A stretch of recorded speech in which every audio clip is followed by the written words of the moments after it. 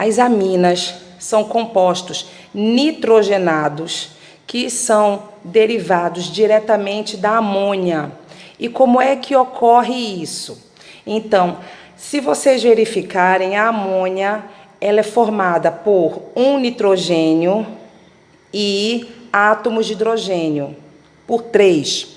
Então, quando a gente começa a tirar os átomos de hidrogênio e substituir por radicais que são derivados dos hidrocarbonetos, nós temos a função amina. Então, de que maneira? Por exemplo, aqui eu tenho o nitrogênio com as ligações dele, certo? Se eu tiver somente os hidrogênios aqui, aí é uma amônia. Mas se eu começar a tirar o hidrogênio, por exemplo, se for assim, ó, pronto, o H e H. Então eu tenho aqui a minha amônia. Aí eu começo a tirar os átomos de hidrogênio e substituir por radicais orgânicos, derivados dos hidrocarbonetos. Então aqui eu tenho um R. Então isso aqui é uma amina primária, é quando ocorre a substituição de um átomo de hidrogênio. Se eu substituir o segundo átomo de hidrogênio, então, não necessariamente com o mesmo radical, por isso que eu vou chamar de R', aí já é chamada de amina secundária. E se eu substituir os átomos de hidrogênio totalmente por radicais orgânicos, novamente, não necessariamente por radical igual, então eu vou chamar de R', aí eu vou ter o que nós chamamos de amina terciária. Se vocês repararem, olha, o que eu fiz aqui embaixo. Então, aqui, ó, só analisando aqui em cima o que eu fiz e os exemplos que eu coloquei aqui embaixo. NH2. Se a amônia é NH3 e eu tenho NH2, significa que houve apenas a substituição de um hidrogênio. Então, isso aqui será um exemplo de amina primária. Então, a amina primária sempre irá apresentar o grupo NH2. Nesse caso aqui, ó, ficou NH. Se a amônia é NH3, houve a substituição de 2 átomos de hidrogênio. Então, o grupo NH é o grupo de uma amina secundária. E quando não sobra nenhum hidrogênio, ligado ao átomo de nitrogênio, significa que houve a substituição total. Então, isso aqui é um grupo de amina terciária. A nomenclatura de uma amina se dá na seguinte forma. Nós indicamos o radical que nós utilizamos para fazer a substituição e depois utilizamos o sufixo amina. Então, vamos verificar o primeiro exemplo aqui. Nesse caso, eu só tenho um radical e esse radical é o radical metil. Então, fica metil, amina é o nome desse primeiro composto. Nesse segundo caso aqui, o meu radical é o radical fenil. Então, fenil, amina. Então, esses dois casos são exemplos de aminas primárias. Nesse daqui, então, já é uma amina secundária. Como é que se dá a nomenclatura? Por ordem alfabética.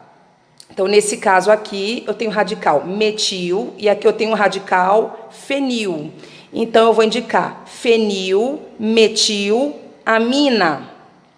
E nesse último aqui, já é uma amina terciária. E os meus radicais são iguais. Então, eu vou indicar como trimetil, amina. No caso da minha fenilamina, usualmente, nós a chamamos de anilina. Então, a fenilamina é a anilina. Só que essa anilina não é anilina comestível, não. Se você comer essa anilina, você vai se sentir muito mal, tá certo? Essa anilina aqui, ela é utilizada para tingimento de tecidos. Ela é que deu origem às outras anilinas, entre elas as anilinas comestíveis, ok? Se a minha mina tiver a cadeia muito longa, nós não vamos utilizar o radical mais o sufixo amina. Nós vamos fazer na seguinte forma: nós vamos localizar o grupo funcional na cadeia. Nesse caso, ele se encontra no meio. Então, o que eu vou fazer? Eu vou numerar de onde o radical está mais próximo. Lembrando, só estou numerando do radical porque o meu grupo funcional está no meio da cadeia. Então, esse aqui será o carbono 1, o 2, o 3, o 4 e o carbono 5. Então, eu agora vou indicar a nomenclatura. Então, vou começar com o amino. O meu amino, se eu indico assim, é com O.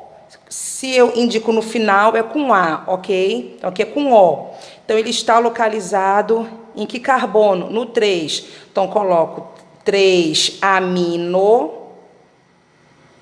Aí, agora, o que eu vou fazer? Vem a nomenclatura do hidrocarboneto correspondente. Então, no carbono 2, vem um radical metil. Então, 2-metil. E eu agora indico o nome da cadeia principal. 5 carbonos com ligações simples, pentano. Certo? Mas eu só utilizo assim quando a cadeia ela é grande e não cabe mais a utilização de nome de radicais. De acordo com as propriedades das aminas, vamos fazer a sua classificação. Primeira coisa, as aminas são compostos polares. Por que são compostos polares? Porque apresentam o nitrogênio, lembrando a eletronegatividade. Na tabela periódica, nós temos o flúor, que é o mais eletronegativo, em segundo lugar, o oxigênio, em terceiro, o nitrogênio. Então, o nitrogênio faz ligações do tipo pontes de hidrogênio, certo? Então, as aminas se apresentam nitrogênio ligado a hidrogênio, primeiramente, são compostos que são polares. Segundo, são compostos que fazem ligações intermoleculares do tipo pontes de hidrogênio. Então, consequentemente, são compostos que são solúveis em meio aquoso. Agora, em relação à solubilidade, é para a gente lembrar que quanto maior o número de átomos de carbono, menor é a solubilidade. Então, as aminas de 1, de 2, de 3, de 4 e de 5 carbonos são muito solúveis em meio aquoso. A partir de 6 carbonos, elas se tornam praticamente insolúveis. Além disso, se elas são polares e elas fazem ligações do tipo ligações de hidrogênio ou pontes de hidrogênio, significa dizer que são compostos que apresentam altos pontos de fusão e de ebulição. E finalizando a função amina, ficou isso para o finalzinho, uma propriedade muito utilizada das aminas é que elas são compostos básicos. Então, as aminas são as bases da química orgânica. Aí vem a pergunta, mas as bases não apresentam hidroxila? Ali é no conceito de arrênios. As aminas são bases de Lewis. É um conceito mais amplo de ácido e base. Aí vem a pergunta, e que conceito é esse? Base de Lewis é qualquer composto que apresenta elétrons livres para serem doados em uma ligação dativa. Como assim? O nitrogênio é um elemento da família 5A. Se ele está na família 5A, quer dizer que ele tem 5 elétrons na última camada, certo? Só que para ele chegar na regra do octeto, ou seja, chegar a 8 elétrons, ele precisa fazer quantas ligações? Essas 3 aqui. Então, ele vai ocupar esses elétrons dele. E vai sobrar 2 elétrons livres aqui. Esses 2 elétrons livres, o que acontece? Eu consigo formar com eles um par de elétrons para serem doados em uma ligação dativa. Então, qualquer composto que apresente, no mínimo, um par de elétrons para ser doado em uma ligação dativa é chamado de base de Lewis. É por isso que muitas vezes, quando nós estamos na cozinha mexendo com, assim, com algum alimento que é rico em aminas, pronto. Supondo, se eu vou para a cozinha para fazer a limpeza de um peixe, aquele cheiro do peixe nada mais é do que a trimetilamina, certo? Então fica aquele cheiro desagradável na minha mão. O que eu faço para tirar aquele cheiro? Ou eu limpo as mãos com vinagre, ou eu limpo as mãos com limão. Por que isso? Limão e o vinagre são ácidos. E a trimetilamina, a gente acabou de ver que as aminas são básicas, são bases de Lewis. Então, ocorre uma reação de neutralização. Então, o ácido que está presente no vinagre ou no limão irá neutralizar a minha amina, que é o cheiro característico do peixe, certo? E agora aqui uma observação. O que eu fiz? Indiquei esses compostos aqui. Esse nitrogênio, NH, é uma amina secundária, porque é o NH. Não é uma amina, preste atenção. Para ser uma amina, é necessário, sempre que o nitrogênio ele apresente ligações simples. Nesse caso aqui, ocorreu uma dupla ligação.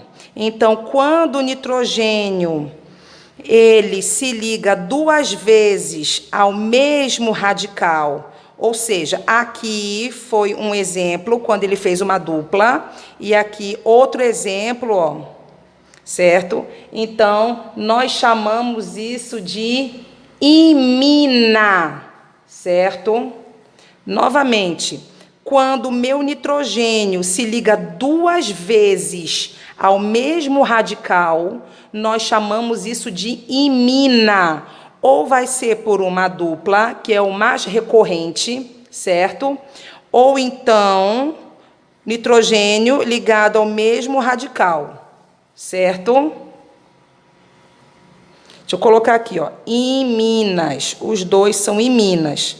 Esse é uma imina e esse é uma imina.